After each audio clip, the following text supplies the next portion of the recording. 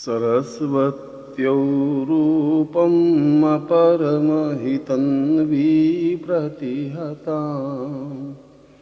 निहन्तुं व्यादेवं भवचरतरूपं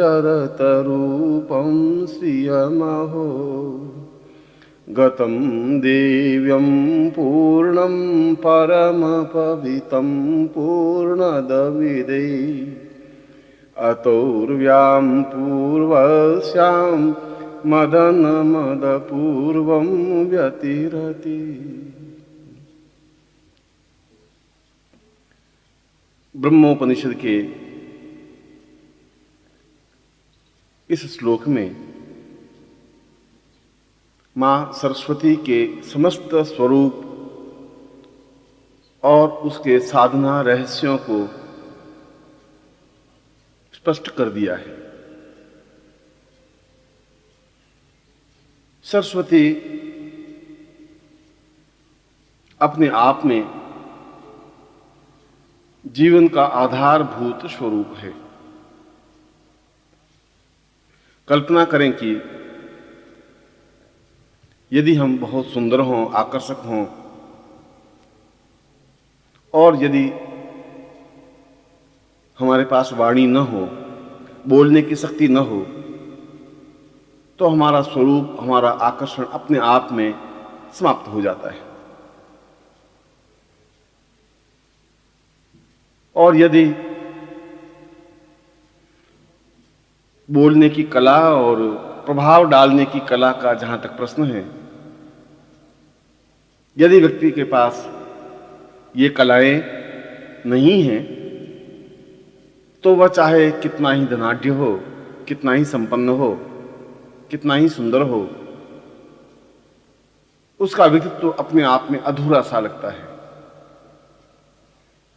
व्यक्ति पूर्ण तभी बनता है जब वह स्पष्ट बोले और वह जो कुछ बोले उसका प्रभाव सामने वाले पर हो, क्योंकि हमारा सामने वाले व्यक्ति से संबंध केवल शब्दों के माध्यम से ही संभव है। सही समय में सही शब्दों का चुनाव, सही प्रकार से उनका प्रयोग और प्रभाव डालने वाली कला के साथ बात करने का चिंतन व्यक्तित्व को पूर्णता देता है। यदि उसके पास सब कुछ है, अच्छा शरीर है, आकर्षक व्यक्तित्व है, पृष्ठभूमि संपन्नता की है, मगर बोली में कमजोर या निर्धन है, तो वह दूसरों पर प्रभाव नहीं डाल सकता, समाज में योग्य नहीं हो सकता, सम्माननीय नहीं हो सकता। वह अपने आप में अधूरा सा अनुभव करने लगता है। जो व्यक्ति सही तरीके से बोल नहीं पाते, अपनी बात को सामने वाले के हृदय में उतार नहीं सकते, उनको बड़ी झंझुलाहट होती है कि सब कुछ होते हुए भी हम क्यों नहीं अपनी बात सामने वाले से मनवा लेते, हम क्यों नहीं उनको समझा सकते, क्यों नहीं उसको कन्विंस कर पाते हैं। इसीलिए तो जीवन में सरस्वती की साधना को अत्यंत महत्व माना गया है। इसीलिए तो सरस्वती को परम आराध्या माना गया है, क्योंकि सरस्वती ही शब्दों की वक्तता की, पूर्णता की देवी है। शब्दों के माध्यम से ही तो जीवन संतुलित और पूर्ण बनता है। चाहे वह भाषण या वक्तृत्व देने की कला का क्षेत्र हो, चाहे अपनी बात स्पष्ट और सिद्ध करने की वक्तृता चिंतन हो,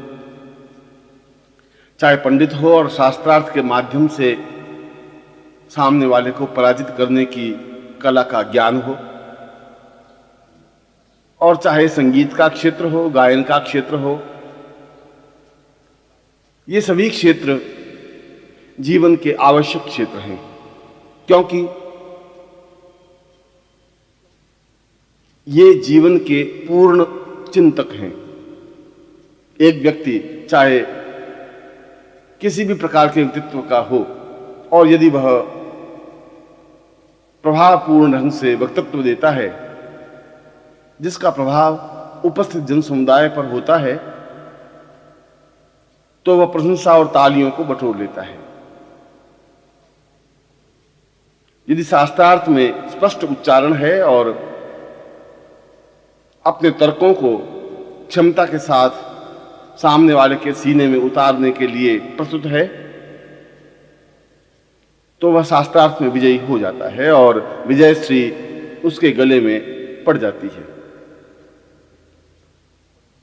और यदि कला का क्षेत्र है, संगीत का क्षेत्र है, यदि उसके गले में लोच है, यदि वो बहुत उत्तम तरीके से गा सकता है, तो वह संपूर्ण देश और विश्व में सम्मानित हो सकता है। और यह सब सरस्वती के द्वारा ही संभव है, क्योंकि सरस्वती के 8 आयाम हैं। इन आयामों की पूर्ति सरस्वती के द्वारा ही संभव है। त्रिगुणात्मक स्वरूप में, जिसे हमने शक्ति नाम से संबोधित किया, उसके 3 रूप हैं: महाकाली, महालक्ष्मी, महासरस्वती। उन तीनों का समन्वित स्वरूप ही शक्ति के रूप में प्रतिस्थापित हुआ। जहां महाकाली शत्रुओं का संहार करने में समर्थ, सशक्त और सक्षम है, जहां महालक्ष्मी जीवन में पूर्णता और संपन्नता देने में समर्थ है, वहां महासरस्वती अधूरे जीवन को पूर्णता देने और समाज में सम्माननीय बनाने में अग्रणी शक्ति है, जिसके बिना जीवन की पूर्णता संभव ही नहीं है। आप कल्पना करें कि आपके पास एक अच्छा व्यक्तित्व है, मगर यदि आप हकलाते हैं, स्पष्ट उच्चारण नहीं कर पाते, तो आपका सारा व्यक्तित्व अपने आप में खंडित हो जाता है। यदि आप संपन्न घराने के हैं और यदि कहीं भाषण देने की जरूरत पड़ जाए, तो 2-4 लाइनों के बाद एकदम से आप घबराने लग जाते हैं कि क्या बोलना है, क्या कहना है, और सारा चेहरा, शरीर पसीने पसीने हो जाता है और आप शर्म से गड़ जाते हैं। उस समय आपके मन में यह चिंतन पैदा होता है कि काश हम उच्च कोटि के भाषण को दे सकते हैं, हम सही ढंग से अपनी बात लोगों को समझा सकते, कह सकते, धारा प्रवाह बोल सकते। यदि आप किसी संगीत सभा में गए हों और आपने किसी का संगीत सुना हो, ऐसा संगीत ऐसा गायन जो हृदय को मत डालता है, तरंगें पैदा कर लेता है, रुला देता है या हंसा देता है, और जब आप उठकर रवाना होते हैं तो आपके मन में एक सहज स्वाभाविक इच्छा जागृत होती है कि काश हम भी इतना अच्छा गा सकते या बोल सकते।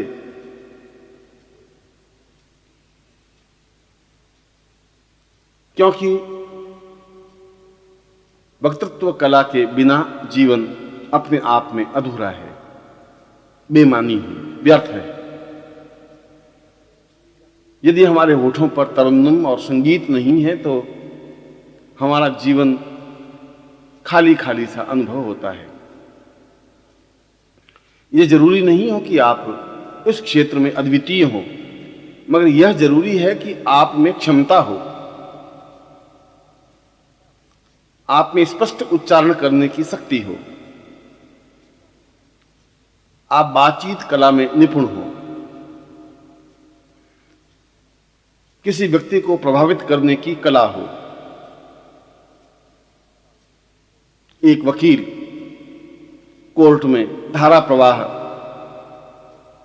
बोलता है और सामने वाले वकील के तर्कों को काट देता है, धज्जियां उड़ा देता है और लोग आश्चर्य से उनकी वक्तृत्व कला को देखने लग जाते हैं।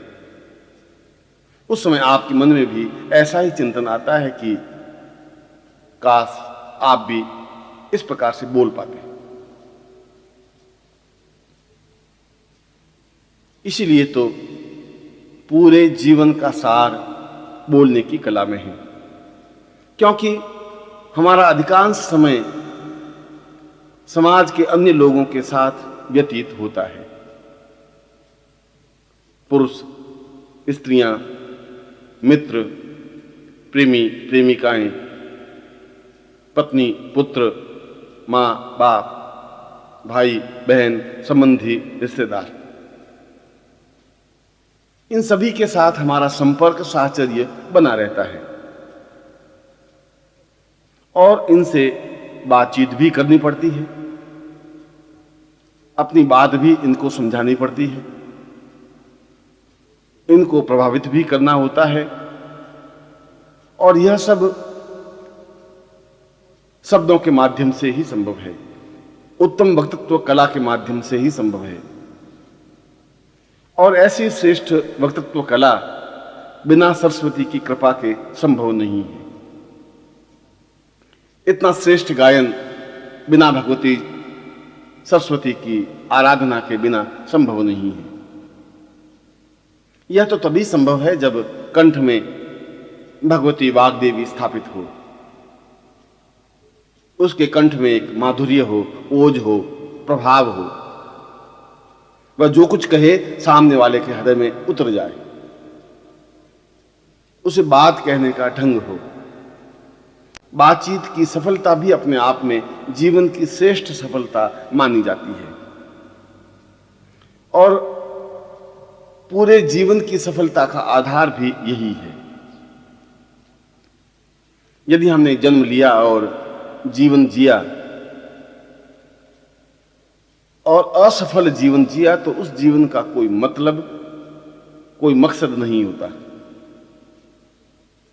ऐसे तो हजारों लाखों लोग पैदा होते हैं और समाप्त हो जाते हैं, कीड़े मकोड़ों की तरह,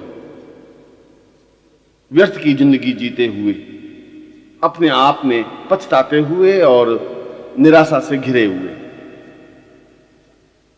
क्योंकि उनके पास कोई मार्गदर्शक नहीं होता, क्योंकि उनके पास वक्तृत्व कला नहीं होती, क्योंकि उनके पास समाज को प्रभावित करने की खूबियां नहीं होती, क्योंकि उनके कंठ में सरस्वती नहीं होती, क्योंकि गायन के क्षेत्र में वह अप्रतिम और अद्वितीय नहीं होते। और यदि यह सब कुछ नहीं है तो फिर जीवन का कोई मतलब, कोई मकसद नहीं है। जीवन में जीना और सांस लेना अपने आप में कोई बहुत बड़ी उपलब्धि नहीं है। यह तो प्रत्येक पशु पक्षी सांस लेते ही हैं, भोजन करते ही हैं, संतान उत्पन्न करते ही हैं और मर जाते हैं। ऐसा कोई बहुत बड़ी घटना या उपलब्धि नहीं कही जा सकती। यह तो तभी कही जा सकती है जब उनमें, उस मनुष्य में कुछ खूबियां हों, तभी वह भीड़ से अलग हटकर दिखाई देगा, तभी उसमें चेतना का विस्तार होगा, तभी वह जीवन की पूर्णता का परिचय होगा। और यह सब प्राप्त करने के लिए कोई स्कूल या कॉलेज नहीं है। यह सब प्राप्त करने के लिए बाजार में जाकर खरीदने की कला नहीं है। वक्तृत्व कला की श्रेष्ठता बाजार में खरीदी नहीं जा सकती। पैसे देकर संगीत में निष्णात नहीं बना जा सकता। लोगों को प्रभावित करने और शब्दों के माध्यम से उन्हें अपना बना लेने की कला बाजार में बिकती नहीं। यह तो सरस्वती साधना के द्वारा ही संभव है। और जैसा कि मैंने बताया कि यदि व्यक्ति के पास कोई मार्गदर्शक नहीं होता, गुरु नहीं होता, तो उसे ज्ञान भी नहीं होता कि यह सब कुछ प्राप्त किया जा सकता है, अभी भी कुछ नहीं बिगड़ा है। जो जीवन बीत चुका है वह बीत चुका है, मगर आने वाले जीवन को संवारा जा सकता है, सजाया जा सकता है, सुधारा जा सकता है, उस जीवन को एक अद्वितीय और अनुपम बनाया जा सकता है। यह तो गुरु ही स्पष्ट कर सकते हैं कि किस प्रकार से जीवन का निर्माण किया जाए, किन युक्तियों से, किन तरकीबों से, किस प्रकार की साधना से, कैसी साधना हो कि कंठ में सरस्वती स्थापित हो जाए, किस प्रकार का मंत्र जप हो कि वक्तृत्व कला में निखार आ जाए, कौन सा चिंतन हो कि शब्दों में उतार चढ़ाव आ जाए और गायन के क्षेत्र में अप्रतिमेयता स्थापित हो जाए। यह सब तो गुरु ही बता सकता है। जो तुम्हारा साथी है, जो तुम्हारा सहयोगी है, जो तुम्हारा मार्गदर्शक है, जो तुम्हें ऊंचाई पर पहुंचाने में समर्थ सक्षम है, जिसने स्वयं ने वाग्देवी सिद्धि कर रखी है, जो स्वयं सरस्वती के विभिन्न आयामों को समझता हो, उनकी साधनाओं में श्रेष्ठता प्राप्त की हो, वही मार्गदर्शन कर सकता है। और ऐसा मार्गदर्शन प्राप्त कर यदि साधक या शिष्य अपने रास्ते पर आगे बढ़ता है तो वह जीवन में वह सब कुछ प्राप्त कर सकता है जो उसके जीवन का लक्ष्य या अभीष्ट है। वह सब कुछ अपने खाते में डाल सकता है जो जीवन की पूर्णता के लिए आवश्यक है। और ऐसा प्रत्येक व्यक्ति के लिए संभव है, चाहे उसका व्यक्तित्व आकर्षक हो या न हो, चाहे उसने गरीब घर में या अमीर घराने में जन्म लिया हो, चाहे वह कमजोर या मोटा हो, चाहे वह किसी जाति या रंग का हो, इससे कोई अंतर नहीं होता। सरस्वती साधना तो प्रत्येक के लिए सहज संभव है, सुगम है, सरल है, क्योंकि यह साधना अपने आप में त्रिगुणात्मक स्वरूप में से एक महाशक्ति की साधना है। सरस्वती को महाशक्ति कहा गया है क्योंकि वह जीवन की आराध्या है, जीवन की पूर्णता की आधार है, जीवन को श्रेष्ठता तक पहुंचाने का आयाम है। यदि सरस्वती नहीं है तो फिर जीवन भी नहीं है। जीवन अपने आप में एक बेमानी और तुच्छ बन करके रह जाएगा, जिसका कोई प्रयोजन नहीं होता, जिसका कोई लक्ष्य नहीं होता, जिसकी कोई मूल्य नहीं होता। इसीलिए शास्त्रों में सरस्वती साधना को प्रथम और महत्वपूर्ण साधना माना है। जो साधक या शिष्य ऐसी साधना संपन्न कर लेते हैं, उनके जीवन में किसी प्रकार का कोई अभाव नहीं रहता, क्योंकि इसे स्मरण साधना भी कहा गया है। सरस्वती को स्मरणिका कहा गया है। स्मरणिका याददाश्त, स्मरणिका मस्तिष्क का विकास, स्मरणिका जो हम पढ़ें वह हमेशा हमेशा के लिए मस्तिष्क में अंकित हो जाए, याद हो जाए। ऐसा नहीं हो कि हम पढ़ें और याद रहे ही नहीं। विद्यार्थियों और पढ़ने वालों के लिए तो यह आवश्यक तथ्य और तत्व है कि वह पढ़े और उन्हें स्मरण रहे, जिससे कि परीक्षा में वे सफलता के साथ उत्तीर्ण हो सके। जीवन के आधारभूत सत्य को संपन्न करने के लिए जहां परीक्षा में सफलता आवश्यक है, वहीं साक्षात्कार में अपनी बात को स्पष्टता के साथ कहने की शक्ति भी प्राप्त होनी चाहिए। हम किसी साक्षात्कार में जाएं और उनके प्रश्नों को पूर्णता के साथ उत्तर दे सकें तत्क्षण श्रेष्ठतम रूप में, तो निश्चय ही सामने वाला प्रभावित होता है, एहसास करता है कि इसमें मेधा शक्ति है, बोलने की शक्ति है, प्रभावित करने की शक्ति है। ऐसी शक्ति को सरस्वती कहा गया है। और जीवन के क्षेत्र में तो इस मेधा शक्ति और सरस्वती की नितांत अनिवार्यता रहती ही है, चाहे हम किसी भी व्यापार या व्यवसाय में हो, चाहे हम किसी भी क्षेत्र में हो, क्योंकि हमारे जीवन में हजारों लाखों लोगों से संपर्क तो रहेगा ही, जिसमें अच्छे बुरे, बुद्धिमान मूर्ख, तेज तर्रार और सुस्त सभी तरह के लोग होंगे और कई कई रूपों में हमारे सामने आएंगे। और जब आप व्यापार में हैं या नौकरी में हैं या किसी भी क्षेत्र में हैं, तो इन लोगों से संपर्क करना ही पड़ेगा, क्योंकि ये समाज के अंग हैं। और यदि आप उनसे बातचीत करते समय आपका व्यक्तित्व दब जाता है, कमजोर हो जाता है, तो एक प्रकार से वह आप पर हावी हो जाता है, आप अपनी बात नहीं कह पाते और सामने वाला आपको प्रभावित करने की सामर्थ्य पा लेता है। वह कौन सी शक्ति थी जिससे कि सामने वाले ने आप पर विजय प्राप्त कर ली? क्या आप ऐसा नहीं कर सकते? और यदि आप ऐसा कर सकते हैं तो समाज में आप सम्माननीय बन सकते हैं। आप यदि उनको प्रभावित कर सकते हैं तो अपने व्यापार की वृद्धि कर सकते हैं, नौकरी में सफलता पा सकते हैं, पारिवारिक अनुकूलता अनुभव कर सकते हैं, लोगों को अपने अनुकूल बना सकते हैं, मित्रों का दायरा बढ़ा सकते हैं और जीवन में वह सब कुछ प्राप्त कर सकते हैं जो जीवन का लक्ष्य है, जो जीवन का उद्देश्य है, जो जीवन का चिंतन है। और यह सब केवल सरस्वती साधना के द्वारा ही संभव है। जो अपने जीवन में सरस्वती की उपेक्षा करता है वह अपने जीवन को स्वयं ही समाप्त करता है। जो अपने जीवन में सरस्वती का चिंतन नहीं करता वह अपने जीवन को बेकार ढोता है,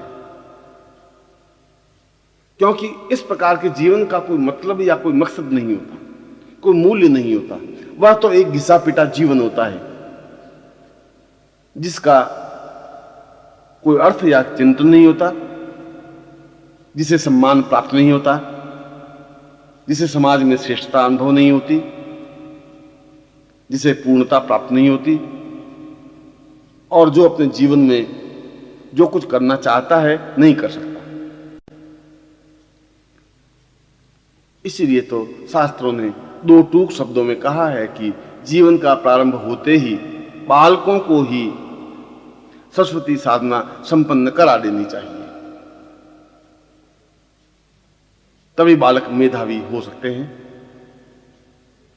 तभी बालक में वाक शक्ति प्रखर बन सकती है, तभी बालकों की स्मरण शक्ति ऊंचाई पर उठ सकती है, तभी बालक का व्यक्तित्व तेजस्वी और प्रभावपूर्ण बन सकता है। और यह सब सरस्वती साधना के द्वारा ही संभव है। यूं तो जीवन में प्रत्येक वस्तु की आवश्यकता होती ही है, परंतु आधार तो वाक शक्ति है, आधार तो बोलने की शक्ति है, आधार तो दूसरों को प्रभावित करने की शक्ति है। आपके पास एक प्रखर मस्तिष्क हो, स्मरण शक्ति हो, बोलने की कला हो, तो निश्चय ही आप समाज के बहुत बड़े वर्ग को अपना अनुकूल बना सकते हैं। और यह अनुकूलता ही जीवन का आयाम होती है, यह अनुकूलता ही जीवन की पूर्णता मानी जाती है। इस अनुकूलता से ही जीवन में वह सब कुछ प्राप्त हो सकता है जो जीवन का लक्ष्य है, जो जीवन का अभीष्ट है। इसलिए जहां जीवन में भगवती जगदम्बा की साधना आवश्यक मानी गई है, महाकाली की साधना आवश्यक मानी गई है। उससे भी ज्यादा और उससे भी पहले सरस्वती की साधना को महत्व दिया गया है, क्योंकि यह है तो अन्य साधनाएं संभव हो सकती हैं। यदि स्पष्ट उच्चारण है तो मंत्र जप हो सकता है,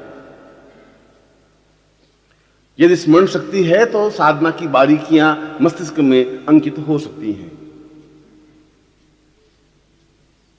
इसलिए प्रत्येक साधक या शिष्य का पहला और प्रामाणिक कर्तव्य यह होना चाहिए कि वह जैसे भी हो उन साधनाओं को प्राप्त करे जो सरस्वती साधना की श्रेष्ठतम स्थिति हो,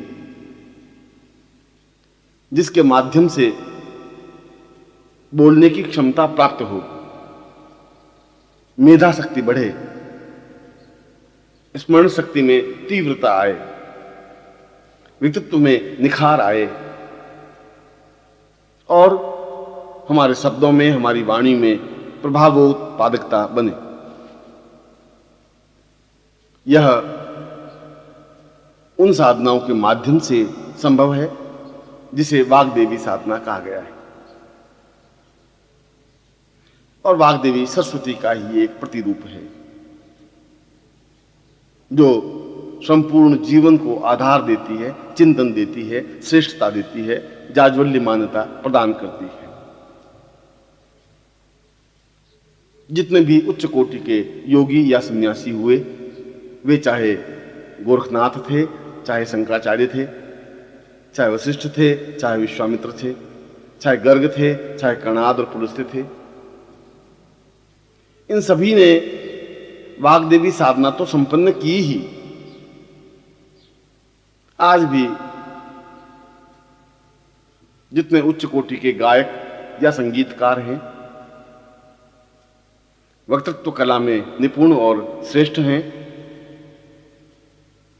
उन्होंने अवश्य ही सरस्वती साधना संपन्न की होगी, चाहे इस जीवन में, चाहे जीवन के अतर जीवन में, क्योंकि बिना सरस्वती की कृपा के यह सब कुछ संभव हो ही नहीं सकता।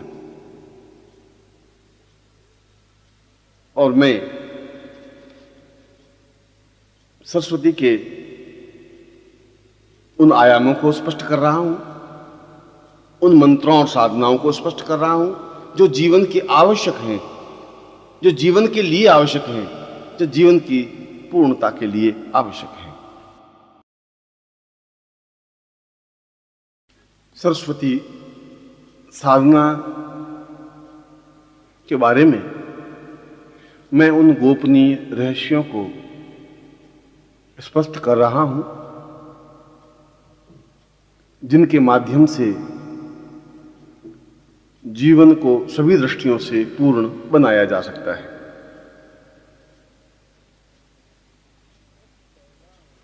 सबसे पहला और प्रामाणिक कर्तव्य तो यह है कि जो व्यक्ति इस प्रकार की स्थिति चाहता है कि वह संगीत के क्षेत्र में अद्वितीय बनना चाहे या बने, अथवा कला के क्षेत्र में अद्वितीय बने, अथवा भाषण या वक्तृत्व देने की कला में निष्णात हो,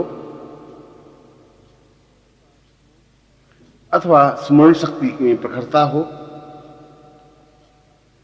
या साक्षात्कार में सफलता प्राप्त हो, इन सारी स्थितियों के लिए यह जरूरी है कि वह किसी योग्य गुरु से वाग्देवी दीक्षा प्राप्त करें। इस दीक्षा से उसका आधा काम तो अपने आप में ही संपन्न हो जाता है, क्योंकि यह दीक्षा अपने आप में अप्रतिम और अद्वितीय है। जिन्होंने भी इस दीक्षा को अनुभव किया है या प्राप्त किया है, वे समझ सकते हैं कि वाग्देवी दीक्षा अपने आप में जीवन का एक अनमोल पुंज है, जो वास्तव में ही सौभाग्यशाली साधकों, शिष्यों या व्यक्तियों को प्राप्त होता है जिन पर गुरु कृपा करते हैं, जो गुरु के प्रिय होते हैं, जो गुरु के नजदीक होते हैं, उन्हीं को इस प्रकार की दीक्षा प्राप्त हो सकती है। और फिर यह भी सौभाग्य होता है कि जीवन में ऐसे गुरु प्राप्त हों, ऐसे गुरु हों जो स्वयं वाग्देवी सिद्धि प्राप्त हों, जो वचन सिद्ध हों, जो बोले वह कार्य हो जाए, ऐसी सिद्धि उन्हें हो, जिन्होंने सरस्वती साधना सिद्ध कर रखी हो। ऐसा ही गुरु यदि जीवन में कहीं पर मिल जाता है तो यह जीवन का सौभाग्य ही समझना चाहिए।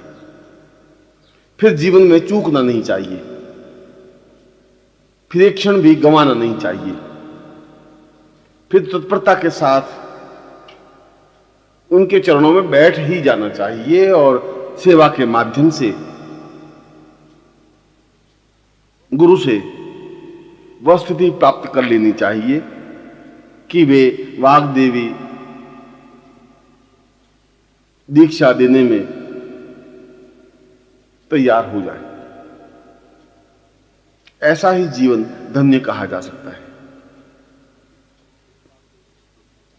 इस वाग्देवी दीक्षा के लिए शिष्य को स्वयं को गुरु के चरणों में उपस्थित होना चाहिए, निवेदन करना चाहिए कि वह इस प्रकार की दीक्षा प्राप्त करना चाहता है। वह चाहे साधिका हो, वह चाहे साधक हो, शिष्या हो या शिष्य हो या सामान्य व्यक्ति हो। यह तो गुरु कृपा का ही फल है कि जीवन में इस प्रकार की दीक्षा अनुभव हो सके, प्राप्त हो सके। यद्यपि यह कठिन और दुर्लभ दीक्षा मानी गई है।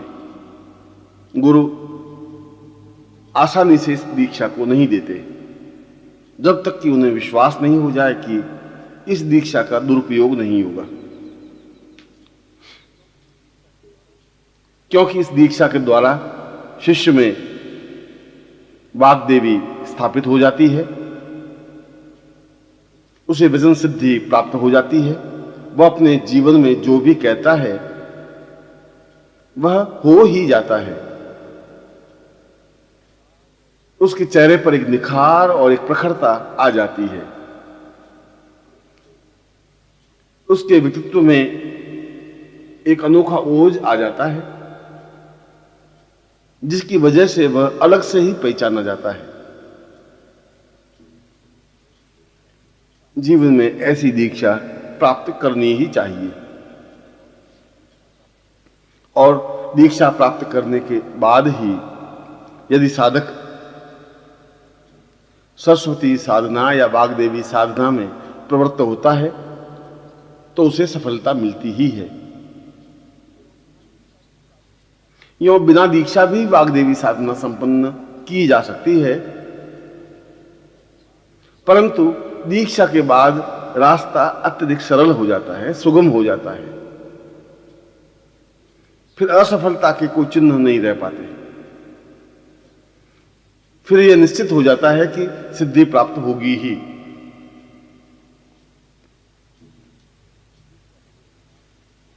दीक्षा लेने के बाद साधक सरस्वती साधना या वाग्देवी साधना अपने घर पर संपन्न कर सकता है, अथवा गुरु के सामीप्य रहकर इस साधना को सिद्ध कर सकता है।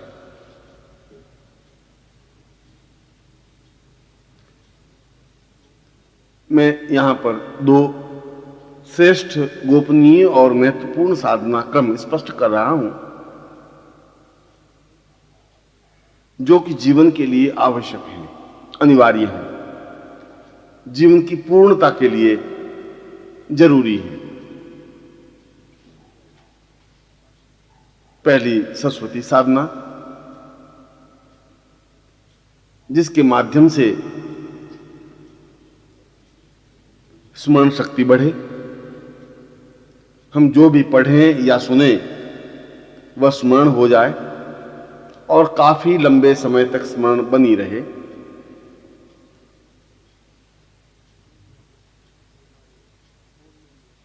हमारे बोलने में एक गांभीर्य पैदा हो, हम जो बोलें उसका प्रभाव सामने वाले पर पड़े, हम सामने वाले व्यक्ति को प्रभावित कर सकें, वह चाहे पुरुष हो चाहे स्त्री हो। हमारी वाणी में ही एक सम्मोहन सा आ जाए जिससे कि एक प्रभाव बन सके।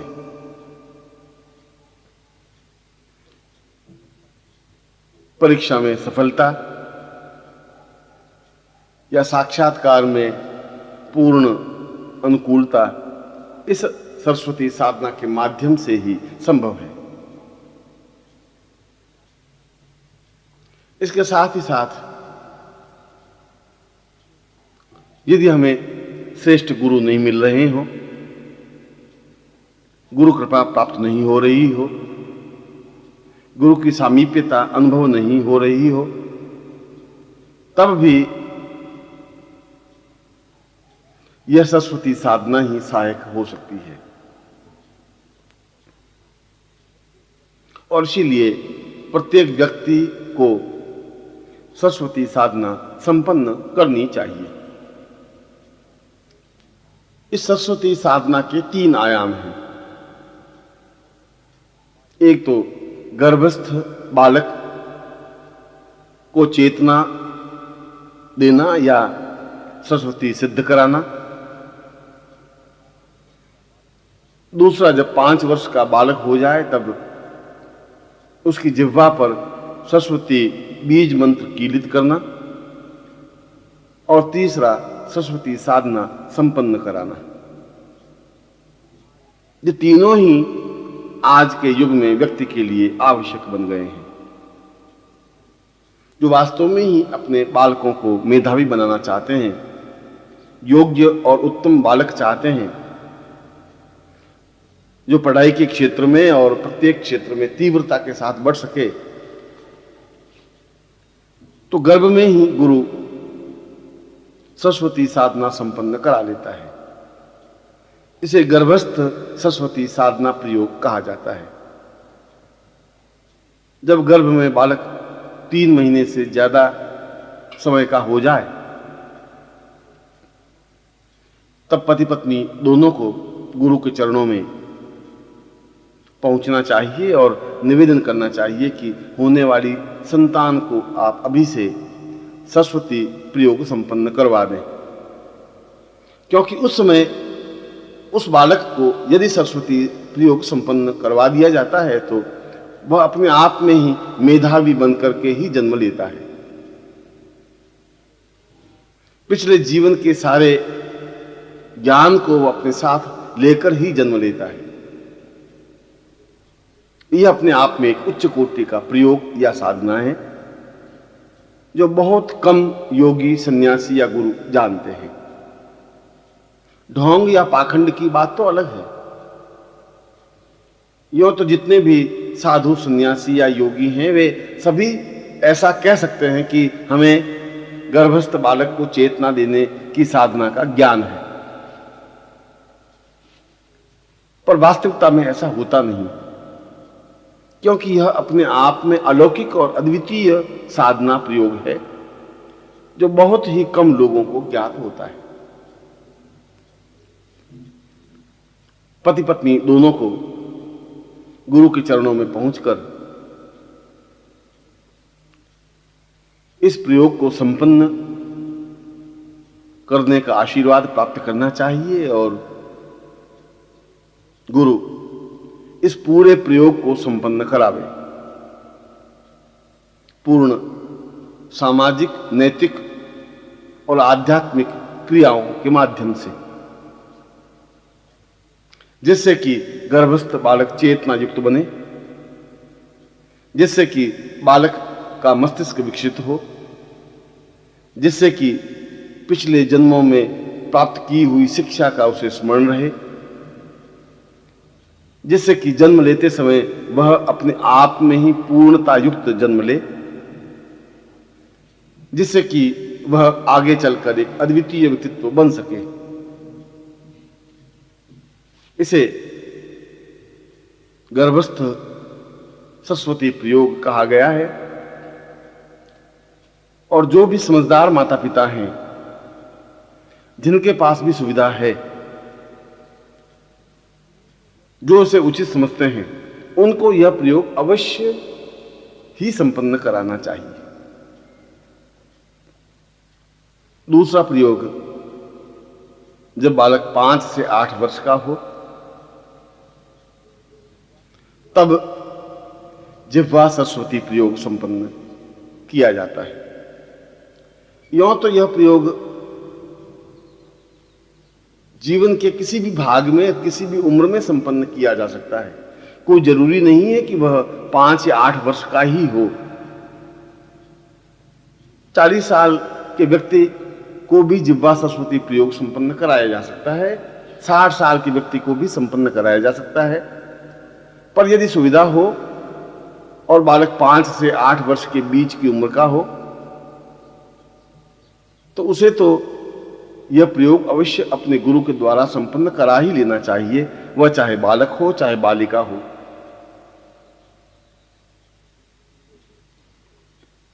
एक विशेष शुभ मुहूर्त में गुरु इस प्रयोग को संपन्न कराता है, जिसे इसका ज्ञान होता है, और वह अष्टगंध से विशेष मंत्रों के साथ, ध्वनियों के साथ, प्राण चेतना के साथ, शक्ति के साथ उसकी जिह्वा पर उस सरस्वती मंत्र का कीलन कर लेता है, जिससे स्वतः सरस्वती उसकी जिह्वा पर स्थापित हो जाती है। वह शिक्षा के क्षेत्र में तेज गति से बढ़ने लगता है, सफलता पाने लगता है, प्रथम श्रेणी में उत्तीर्ण होने लगता है, उसकी स्मरण शक्ति बढ़ जाती है और वह मेधावी बालक कहलाता है। यह प्रयोग बाद में भी कभी भी अपने गुरु के द्वारा संपन्न करवाया जा सकता है, वह चाहे 20 साल की उम्र का हो, चाहे 50 साल की उम्र का हो, मगर यह जरूरी प्रयोग है, आवश्यक प्रयोग है, जो कि बहुत कम लोगों को ज्ञात है। और तीसरा प्रयोग सरस्वती प्रयोग है, जो कि साधक के लिए आवश्यक है, जिससे कि वह वक्तृत्व कला में और जीवन के अन्य क्षेत्रों में सफलता पा सके। यह किसी भी रविवार से प्रारंभ किया जा सकता है। इसके लिए एक अत्यंत आकर्षक सरस्वती यंत्र की आवश्यकता होती है, जो प्राण चेतना युक्त हो, जिसमें समस्त सरस्वती के बीज अंकित हो। ऐसा यंत्र अपने आप में ही महत्वपूर्ण होता है, क्योंकि वह साधक के संपूर्ण शरीर को प्राण चेतना युक्त बना देता है, क्योंकि इस यंत्र का सीधा प्रभाव साधक पर पड़ता है। सरस्वती का चित्र हो, स्फटिक माला हो, सफेद आसन हो, सफेद धोती पहने और पूर्व की ओर मुंह करके साधक बैठे, रविवार की प्रातः से यह साधना प्रारंभ करे, या मात्र 8 दिन की साधना है, रविवार से प्रारंभ कर अगले रविवार को यह साधना पूर्ण की जा सकती है, और नित्य इसके 21,000 मंत्र जप करने आवश्यक माने गए हैं।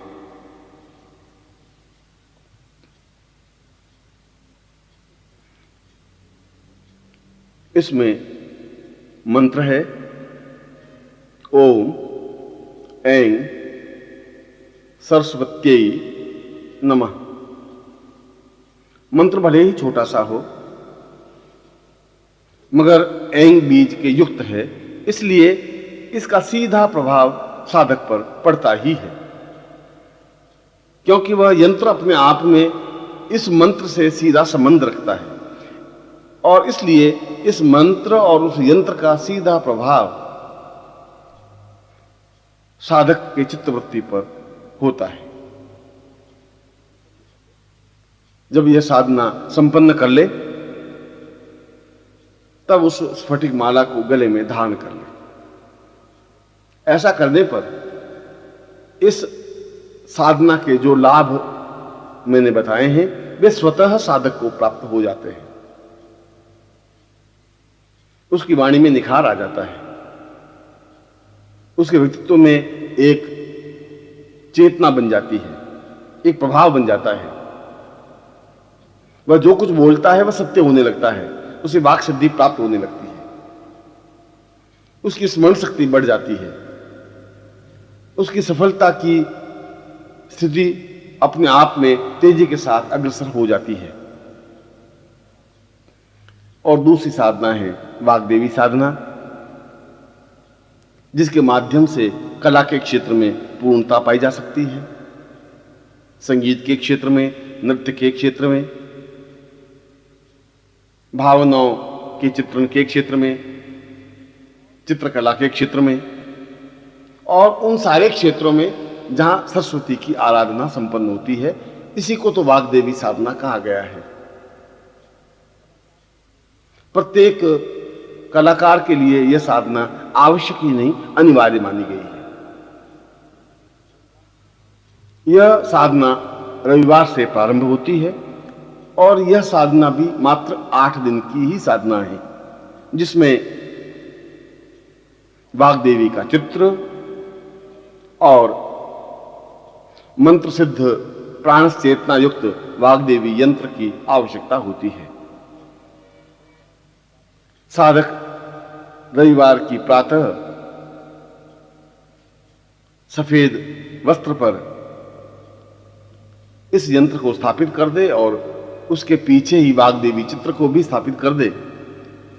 स्वयं श्वेत वस्त्र या धोती धारण कर पूर्व की ओर मुंह कर बैठ जाए और सामने 3 घी के दीपक लगा दे, अगरबत्ती प्रज्वलित कर दे और फिर सरस्वती की संक्षिप्त पूजा कर स्फटिक माला से मंत्र जप संपन्न करे। यह मंत्र है ऐं ऐं ऐं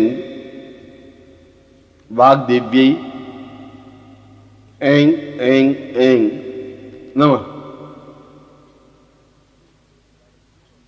इसमें 3 बीज प्रारंभ में और 3 बीज अंत में लगते हैं और नित्य 21 माला मंत्र जाप करने का विधान है। जब मंत्र जप पूरा हो जाए तब स्फटिक माला को उस व्यक्ति को धारण कर लेनी चाहिए, जिससे कि उसका प्रभाव, इस साधना का प्रभाव उसके जीवन में पूर्णता के साथ बना रहे।